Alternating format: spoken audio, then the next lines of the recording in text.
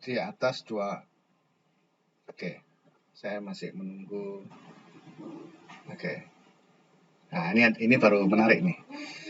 Peti, Eli, Wirdatus, Khalifa ya di atas, tapi Nurul, Ariko, Namira, Nafrita itu di bawah semua.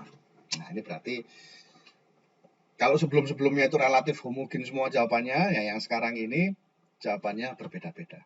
Oke. Saya pengen ada volunteer ya. Coba saya pengen misalnya siapa dulu ya. Oke, Patty mungkin bisa buka mic-nya. Silakan, saya pengen mendengar dari Anda. Anda kan menjawab di atas ya. Nggak ada masalah Anda jawab salah, karena disitulah sebetulnya arti sekolah. Ya. Arti sekolah itu tempatnya salah, dan kemudian kita diskusi untuk cari tahu mana yang benar. Patty, Anda dengar suara saya? Halo, Patty? Patty Grainita Glaciale.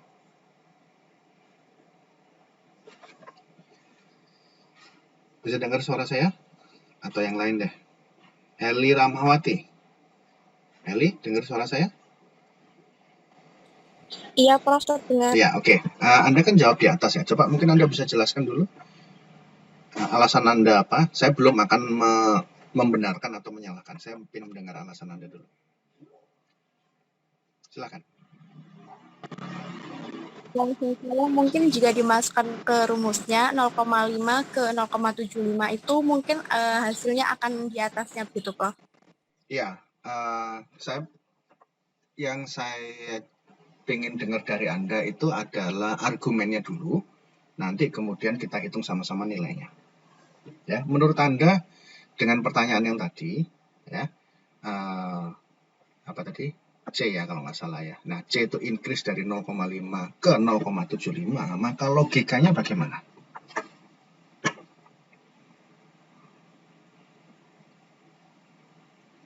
Bisa coba dijawab, Eli, atau bisa jawab, Eli? Atau siapa tadi? Wirdatus Rizky, mungkin bisa bantu, Wirdatus? Ayo, kita nggak usah khawatir ya, nggak usah khawatir jawab salah, nggak usah khawatir dimarahi, enggak. Kita diskusi biasa saja. Wirdatus, Anda bisa open mic? Iya, Pak. Ya, coba menurut Anda logikanya coba Anda jelaskan. Kalau currency-nya naik, berarti depositnya naik juga nggak sih, Pak? Orang banyak yang deposit, berarti turun. Enggak, bukan begitu. Oke, saya tahan dulu ya, Wirdatus ya. Saya akan coba beralih kepada yang jawaban yang berbeda nih. Namira Oktarinda, Anda bisa open mic?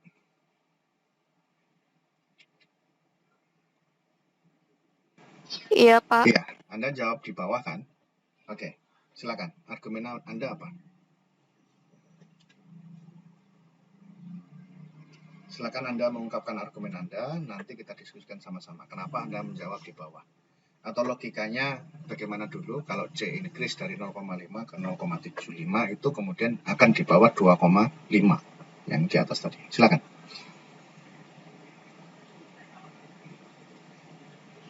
Halo, Amira? Kalau saya tadi itu, Pak, ngitung dulu baru ketemu hasilnya. Oke. Oke, tapi yang saya inginkan dari Anda semua itu adalah logikanya dulu, baru kemudian hasil hitungannya itu sebagai cross check. Ya. Kalau logikanya Anda sudah tepat, kemudian hitungannya itu benar terbukti, berarti insya Allah jawaban Anda sudah benar. Ya. Oke, yang makasih Namira. Saya mau ke Nurul Arikah dulu. Nurul Arikah, Anda bisa open mic? Iya, Pak. Iya, Anda jawab di bawah ya. Coba jelaskan argumen Anda. Menurut saya gini, Prof. Kan kalau currency rasionya di atas, jadi kan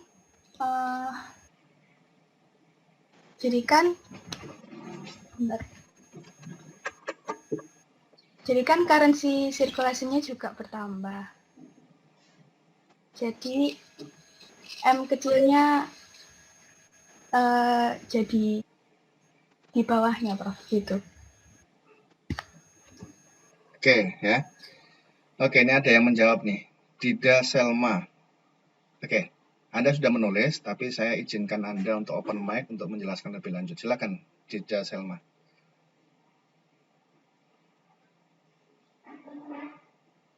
Halo, Dida Selma, Anda bisa dengar suara saya?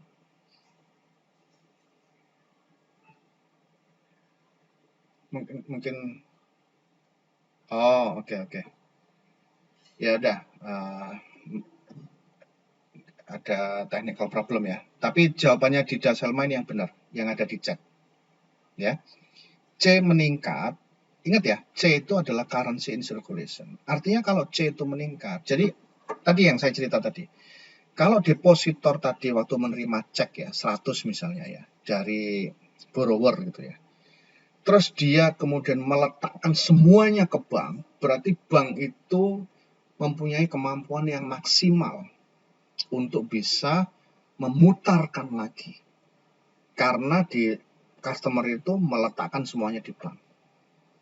100% di bank. Tapi kalau tidak meletakkan semuanya, dia cenderung untuk currency in circulation, berarti dipegang uang cash, berarti yang diletakkan ke bank kan lebih sedikit. Kalau diletakkan di bank lebih sedikit, maka bank itu punya kemampuan yang sedikit juga, karena uang yang Anda taruh di bank sedikit, Anda cenderung untuk megang uang, sehingga kemampuan bank untuk itu lebih sedikit, sehingga Anda bisa ekspektasi M-nya itu akan kecil. Nah, berapakah M-nya? Sekarang Anda jawab, berapa M-nya? Silakan Anda jawab di chat, berapakah M-nya? 2,05, Alisa 1,94. Oke. Lisrina. Oke. Hampir semua menjawab 2,05. Mari kita lihat. Nah, ini jawabannya. 2,05, 2,06, ya sama ya. Tapi intinya adalah Anda tahu logikanya, Anda kuat. Ya, itu yang penting. Kalau hitungan-hitungan ini untuk mendukung logika Anda atau mendukung argumen Anda. Ini 2,06. Berarti lebih rendah. Kenapa? Karena Anda ngasih ke banknya sedikit. Jadi bank itu mengelola dari uang yang sedikit, jadi nggak bisa maksimal dalam mengelola. Jadi money multiplier-nya kecil. Ya. Oke, jadi itu ya. Ingat-ingat ya, ada ini reserve ratio. Nah, ini ya. Excess reserve ratio. Nah, pertanyaan saya. Ini ranahnya siapa? Ranahnya depositor, ranahnya Fed, apa ranahnya bank? Jawab dulu di chat room. Nah, betul. Khalifah, Namira, Yusuf, Amnanda, Dida, semuanya betul. Ini ranahnya bank. Oke, jawab pertanyaan saya selanjutnya. Kalau bank melakukan ini, ya, menaikkan excess reserve dari 0,01 ke 0,005, maka pertanyaan saya, M-nya akan di atas 2,5 atau di bawah 2,5? Jawab di chat. Di atas 2,5 atau di bawah 2,5? Ingat definisinya dulu. Excess reserve itu apa? Excess reserve, ya. Oke, adalah Lahima, Nafrita, Hansa, Nurul, Sabira, semuanya jawab sama semua di bawah. Yang betul adalah di bawah. Kenapa? Karena excess reserve itu definisinya adalah bank cenderung untuk meningkatkan likuiditas atau menahan lebih banyak dengan tidak menambah loan. Kenapa? Karena jaga-jaga kalau ada orang ngambil uang. Jadi excess reserve-nya itu diperbanyak. Berarti kan kemudian bank itu mempunyai kesempatan yang sedikit untuk bisa memutarkan loan. ketika memutar kesempatan yang sedikit, itulah kemudian yang diterjemahkan dengan M yang kecil. Nah, sekarang Anda hitung berapa M-nya. Ya.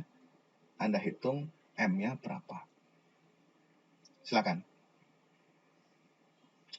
Silakan tulis di chat berapa M-nya. 2,48. Silakan yang lain. Berapakah M-nya? Afrita, terima kasih. Namira, terima kasih. Yang lainnya?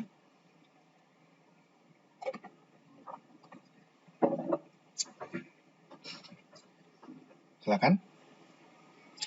Oke, langsung saja mari kita lihat berapa nilainya.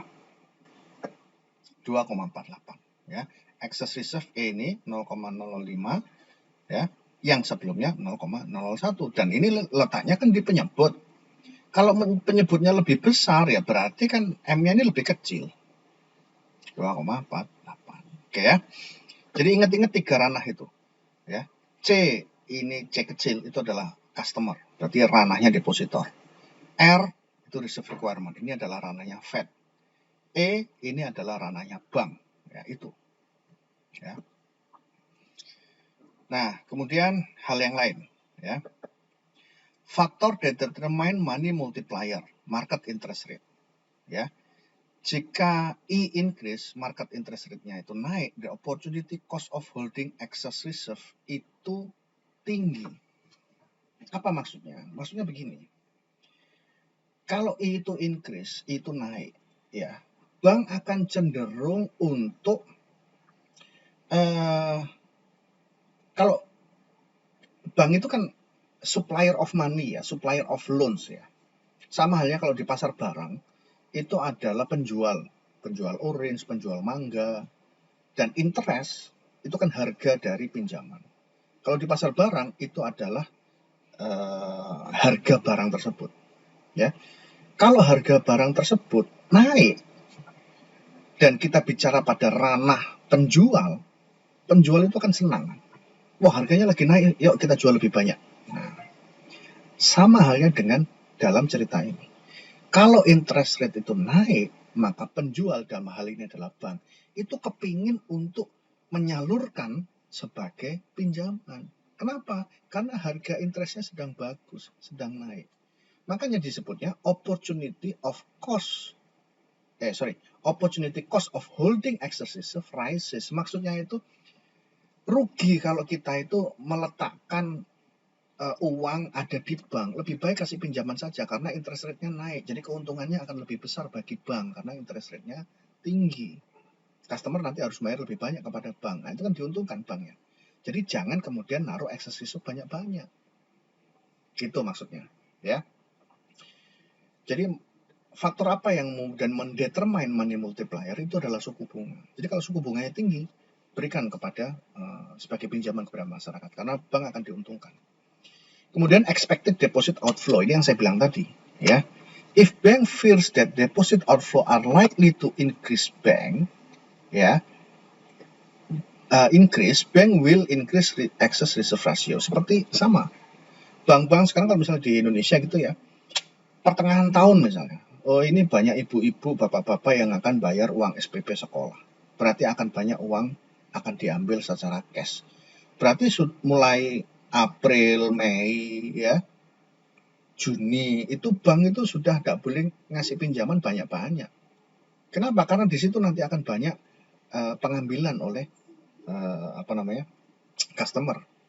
Kalau misalnya Juni itu liburan misalnya, apalagi ya, liburan kan kecenderungannya orang itu ngambil cash untuk belanja gitu kan, akan banyak. Makanya bulan-bulan itu bank akan cenderung untuk mengurangi pembiayaan atau mengurangi loan, ya, betul.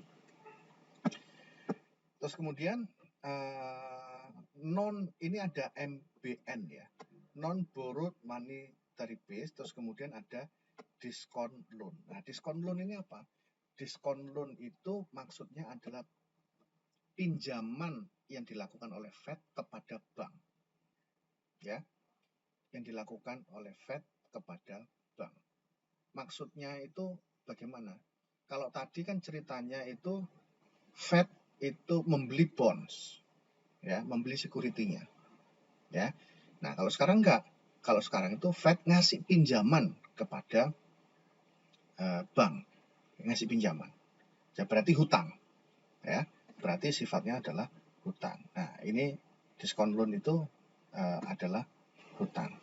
Jadi kemudian rumusnya adalah semacam ini. Jadi ini perlu Anda ingat ya. Apa yang kita diskusikan tadi itu adalah sebetulnya sudah terrefleksi di sini. Ini sangat penting sekali. Federal Reserve variabelnya adalah R. Kalau R itu naik, ya, reserve requirement naik, ya, berarti dana yang dari bank kan tersedot ke Fed kan, ya, R-nya naik, maka money supply-nya berkurang. Kenapa? Karena bank harus ngasih ke bank sentral, Fed lebih banyak, yang bisa diputar oleh bank lebih sedikit. Makanya kemudian money supply-nya menurun. Ya. Direct lending, direct discount loan itu naik, terus kemudian money supply ini akan naik karena dikasih uang pinjaman sama Fed. Ya. Kemudian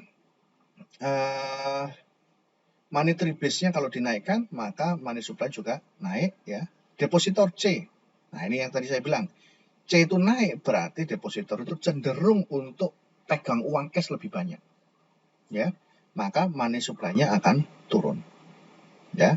Karena bank itu kalau depositornya megang uang lebih banyak, berarti yang ditaruh di bank kan lebih sedikit, yang bisa diputar bank kan lebih sedikit, makanya money supply-nya akan lebih kecil. Expected deposit outflow. Kalau expected-nya tinggi, ya, maka bank itu akan excess resource-nya diperbanyak. Sehingga kemampuan untuk menyalurkan loan menjadi lebih sedikit. Makanya money supply-nya menurun.